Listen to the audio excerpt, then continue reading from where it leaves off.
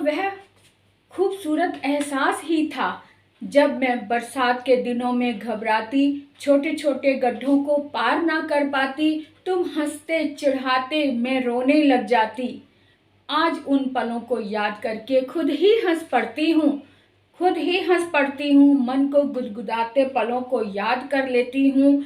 आज भी संजो कर रखा है उन पलों को, जब जरा गर्दन झुकाई देख लिया उनको, जब जरा गर्दन झुकाई देख लिया उनको। ये एहसास हैं मेरे जीवन के, बचपन के, बिल्कुल उसी तरह से संजो कर रखा है जिस तरह से हम लघु कहानियों में अपने अनुभवों को कागज पर कलम का सहारा लेकर शब्दों की शक्ल में उतार लेते हैं और वो बन जाती है लघु कथा।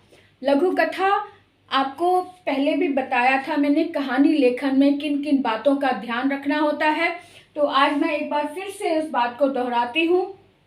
कहानी लेखन जो है 10वीं कक्षा में अब से इस वर्ष से शामिल हो गया है, और ये शायद इसलिए शुरू हुआ है क्योंकि हम लिटरेचर से, पढ़ने से दूर भागने लग गए हैं। आज के बच्चे जो हैं वो पढ़ते साहित्य को बहुत कम पढ़ते हैं, बस शॉर्टकट में काम करना चाहते हैं, इसलिए लंबी लंबी कहानियों को छोड़कर लघु कथा पर ध्यान आकर्षित करवाने की कोशिश की जा रही है, ताकि आप साहित्य से दूर ना हो और अपने जीवन के अनुभवों को, छोटे छोटे पलों को लघु कथा के रूप में आप उतारें, लिखें और उन्हें कलमबद्ध करके दूसरों को शेयर करें अपने अनुभवों को। तो ये उसी से रिलेटेड ये लघु कथा है। ये अंक 5 का होता है। इसकी शब्द सीमा 120 शब्दों की होती है, कभी 100 से 120 शब्द भी हो सकते हैं।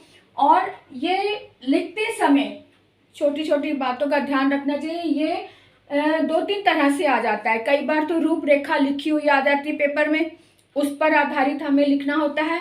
कई बार शीर्षक लिखा होता है, उस पर हमें लिखनी होती है कथा। और कई बार हमें छोटा हिंट दे दिया जाता है और उस हिंट के आधार पर हमें कहानी की रचना करके उसका शीर्षक भी लिखना होता है ना। तो इस तरह से कहानी के कई मोड़ हैं जो हम समझ सकते हैं। लघु कथा लिखते समय दी गई रूपरेखा पर ध्यान देना चाहिए। कहानी का आरंभ आकर्षक होना चाहिए जिससे पढ़ने वाले का मन अंत तक बना रहे। भाषा पर सबसे अधिक ध्यान देना चाहिए। भाषा सरल और प्रभावपूर्ण होनी चाहिए। कहानी का शीर्षक रोचक और उपयुक्त होना चाहिए। सबसे पहले मैं आपको एक चीज़ बता दूं, क्योंकि मैंने देखा है कि जब पेपर दे रहे होते हैं बच्चे, तो जब पढ़ा रहे होते हैं हम लोग क्लास में तो वो ध्यान नहीं देते हैं। अब शीर्षक शब्द पर ही वो अटक जाते हैं। शीर्षक क्या है? टाइटल पता है, कहानी का नाम जानते हैं, लेकिन शीर्षक जब शब्द आ जाता है तो वो परेशान होते हैं, शीर्षक होता क्या है। तो मैं आपको स्पष्ट कर दूं, शीर्षक का मतलब है कहानी का नाम, कहानी का टाइटल, है ना। तो कहानी का टाइटल जो है वो रोचक, यानी आपको पढ़ते ही लगे कि अरे इसमें देखे क्या है, पढ़ के देखें, क्योंकि टाइटल से ही हम कहानी की ओर आकर्षित होते हैं। तो उपयुक्त और कहानी से रिलेटेड होना चाहिए। उपयुक्त यानी उससे, कहानी से मेल खाता होना चाहिए। और ये मैंने पहले भी एक वीडियो बनाया हुआ जिसमें कहानी लेखन की विशेषताएं और जो महत्वपूर्ण बातें हैं मैंने उसमें सारी डिटेल में दी हुई है, और उसमें कहानी भी उदाहरण के रूप में भी दी हुई है, आप देख सकते हैं। तो मैं उसका लिंक भी इसमें दे दूंगी। यहाँ पर मैंने देखा है कि जो अभी तक मैंने जो सर्च किया और इस वर्ष आने वाली लघु कथाओं के जो शीर्षक है वो मैंने ढूंढे हैं, जो मैंने यहाँ पे लिखे हैं कि इनमें से कुछ भी आ सकता है। ये सभी इम्पॉर्टेंट हैं, तो इनको किसी न किसी रूप में आप इनको शामिल कर सकते हैं अपने नॉलेज में। जब मैंने पहली बार सिनेमा घर में फिल्म देखी, है ना, ये भी एक अनुभव होता है, इसको आप लघु कथा के रूप में लिख सकते हैं। दूसरा, मेरी माँ और मेरी सहेली, राष्ट्रीय दिवस पर मेरा पहला भाषण, है ना। आप सभी बच्चे अपना अपना अनुभव सोच सकते हैं। कभी ना कभी किसी समय तो आपने स्कूल के स्टेज पर या कहीं कंपटीशन में, प्रतियोगिता में भाग लिया होगा, तो उस पल को आप याद करके उसको आप लघु कथा का रूप दे सकते हैं। पहली बार चाय बनाने का अनुभव बड़ा प्यारा अनुभव होता है। जब बच्चे पहली बार पढ़ाई कर रहे होते हैं, लेकिन पढ़ाई करते करते कभी मन होता है कि मैं भी किचन में काम करूं, तो सबसे पहले आप चाय ही सबसे सरल भी है और सबसे चुस्ती देने वाला भी है और मम्मी को खुश करने वाला भी है। मम्मी को एक गर्म चाय प्याली पिला दो तो वो खुश हो जाएंगी, और आपके हाथ की तो फिर क्या बात है। तो इस तरह से आप अपने अनुभव को इसमें डाल सकते हैं। जब मैंने पानी का महत्व जाना, बहुत ही इम्पोर्टेंट ये टॉपिक है। जब और होता यही है ऐसा कि हम अपने अनुभवों से ही सीखते हैं कि जीवन की इम्पोर्टेंस क्या है। कोई हमें टोकता है तो बल्कि हमें बुरा लगता है कि क्यों टोक रहे हैं। जब हम खुद अपने अनुभव से उस चीज़ को महसूस करते हैं कि हाँ, तकलीफ़ क्या होती है पानी के ना होने से, तभी हमें एहसास होता है कि पानी का क्या महत्व है। तो आप भी ऐसे किसी पल को याद करके उस पर कथा, एक छोटी सी लघु कथा लिख सकते हैं। और अगला है किसान और उसकी मेहनत।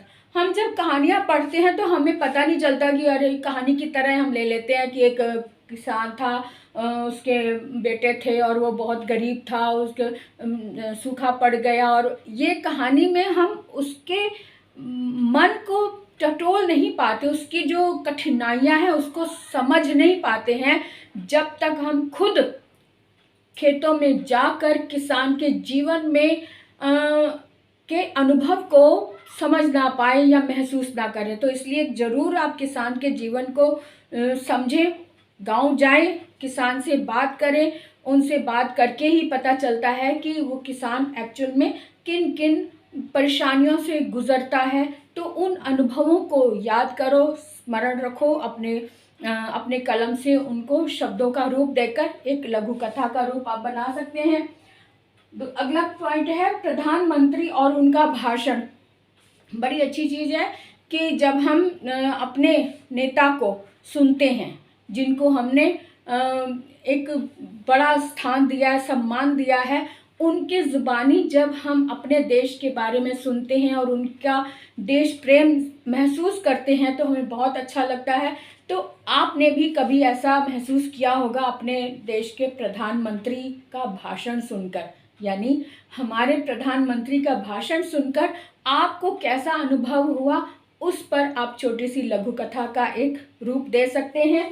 तो इसी तरह से गंगा और मैं, अब कभी हरिद्वार गए होंगे या कहीं और भी गंगा के किनारे कई जगह है, बनारस है या जहाँ भी आप गए होंगे, तो गंगा का एहसास, गंगा की पवित्रता का एहसास आपको हुआ होगा। और वहाँ की गंदगी को देखकर भी आपके मन में एक बात उभरी होगी कि ओहो, ये इतनी पवित्र गंगा है, इसको साफ कैसे किया जाए, और खुद उसमें शामिल हुए होंगे। आपका मन भी उसकी ओर आकर्षित हुआ होगा कि इसकी गंदगी को की सफाई अभियान में मैं खुद को भी शामिल करूं। तो इस तरह के कोई अनुभव आपके मन में आया हो या विचार आया हो तो आप इसको लघु कथा का रूप दे सकते हैं, गंगा और मैं। ठीक है।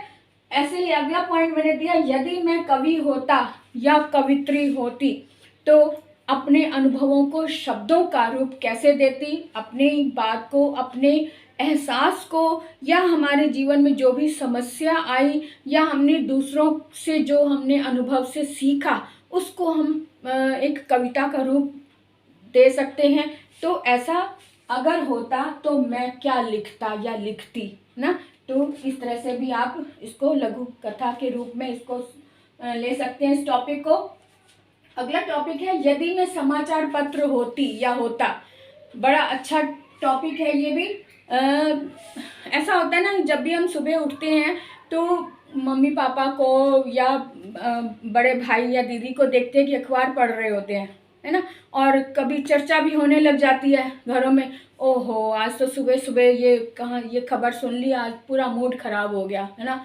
और कई बार बहुत अच्छी खबर सुन लेते हैं तो प्रफुल्लित हो जाता है मन, और खुशी से हम जल्दी से बेड से उठते हैं और तैयार होने लग जाते हैं, खुशी खुशी प्रसन्नता के साथ। तो ये मन में रख कर आप भी अपने अनुभव को शेयर करो कि यदि आप समाचार पत्र होते तो कैसे होते। तो आप बता सकते हो कि अगर मैं समाचार पत्र होती या होता तो पहले पेज पर सबसे अच्छी अच्छी खबरें लेकर आती, कभी भी कोई मायूस करने वाली खबर ना छापती, ताकि दिन भर का, क्योंकि दिन भर के कार्य में उलझना सबसे ज़्यादा महत्व रखता है। सुबह की जो न्यूज़ पढ़कर, सुबह का जो मूड होता है, सुबह का जो माहौल होता है, उससे सारे दिन की दिनचर्या उस पर बनती है और उस पर निर्भर करती है। तो सुबह सुबह जब मूड अच्छा होगा तो पूरे दिन का कार्यक्रम भी अच्छा होगा, सारे दिन जो है कार्य व्यवस्थित रूप से होते चले जाएंगे। तो इस तरह की भावना लेकर आप इसको एक लघु कथा का रूप दे सकते हैं, है ना। अगला पॉइंट मैंने लिया कि हॉकी खेल में मेरा प्रदर्शन। ये भी बड़ा अच्छा टॉपिक है, क्योंकि हर बच्चा कोई ना कोई अनुभव रखता है, कोई खेल में, कोई किसी को क्रिकेट ज़्यादा पसंद है, किसी को हॉकी पसंद है, या किसी को फुटबॉल पसंद है। तो जो भी आपका पॉइंट हो, अगर आपका हॉकी खेल है तो हॉकी में लिखो, और अगर कोई दूसरा है तो अगर ये हॉकी है तो एक अनुभव करके देखो कि अगर आप हॉकी खेल के मैदान में होते तो आपका प्रदर्शन अच्छा हुआ और सबने तालियां बजाई, सबने आपकी सराहना की, आपका मनोबल बढ़ाया, है ना। इस तरह से आप उसमें अपनी बात शामिल कर सकते हैं, अपनी बात उजागर कर सकते हैं। और सबसे महत्वपूर्ण अंतिम ये टॉपिक लिया है, लॉकडाउन में कागज़ और कलम से दोस्ती, है ना। तो जब लॉकडाउन हुआ, हमारा बाहर जाना बंद हो गया, स्कूल जाना भी बंद हो गया, घर से ही सारे काम होते थे, तो कागज़ कलम ने हमारी और अपनी जो महत्ता है वो हमें समझाई। हमने अनायास ही कागज़ और कलम से दोस्ती कर ली। तो किस तरह से हमने लॉकडाउन में एक नया ही कुछ अनुभव सीख लिया। हमने कविताएं लिखनी शुरू कर दी, या कहानी लिखनी शुरू कर दी, या फिर कुछ ऐसे कोट्स लिखने शुरू कर दिए, कुछ जैसे सूक्तियाँ, स्लोगन वगैरह लिखना शुरू कर दिया। तो इस तरह से आप अपने अनुभव उसमें भी डाल सकते हैं कि आपकी दोस्ती कागज़ और कलम से कैसे हुई और किस रूप में हुई। तो इस तरह से आप बहुत छोटा, यानी अनुच्छेद के रूप में ये लिखना होता है। 120 शब्द बहुत बड़े नहीं होते हैं, एक पेज या 1.5 पेज का होता होगा। तो इसको आप ध्यान रखो, मन में रखो। ऐसे ही और भी अगर कोई जीवंत आपको लगते हैं टॉपिक, तो उनको भी लो, तैयार करो और उस पर अपने अनुभव लिखने की कोशिश करो। कहीं बुक में से कॉपी मत करो। आप कॉपी अगर बुक में से लोगे तो बहुत पुराने पुराने आपको मिलेंगे भी, लेकिन वो आप रटने की ज़रूरत पड़ेगी। रटो मत। इन टॉपिक्स को लोगे या अपने अनुभवों को अगर आप शेयर करोगे, कहानी का रूप लोगे, तो आपको ज़्यादा आसानी भी होगी, है ना। तो कभी ना कभी कोई ना कोई ऐसा अनुभव जुड़ा ही होता है हर के साथ में, तो उसको शब्दों का रूप देने की कोशिश करो। तो देखो, आपका अपना अनुभव जब जीवंत होकर आपके सामने होगा तो आपको कितनी खुशी होगी, आप कितने प्रफुल्लित होंगे। अरे ये मैंने लिखा है ना। हमें खुद को ही नहीं पता होता कि हमारी प्रतिभा इसमें भी है, अच्छी है, हम लिख सकते हैं। तो आप ज़रूर ऐसी कोशिश करें, अपने अनुभवों को लिखें। और आपके सामने ये प्रश्न है, लघु कथा को के रूप में आप अपने अनुभवों को जोड़ें और फुल मार्क्स लेकर कक्षा में प्रथम आ जाएं। 5 अंक का ये प्रश्न होता है, इसमें बहुत अच्छे से मेहनत करो और जुट जाओ। तो आज मैं आपके लिए ये लेकर आई थी। अब अगली वीडियो में मैं एक दूसरा टॉपिक लेखन का ही है, क्योंकि इस बार तो लिटरेचर ही सारे प्रश्न पत्र में आने वाले हैं। तो इसी तरह से मैं दूसरा भी लेकर आऊँगी। देखते हैं, कहानी निबंध लेखन भी हो गया, और जो विज्ञापन मैं लेकर आती हूँ अगले एपिसोड में। तो अगले वीडियो तक के लिए ओके, बाय बाय।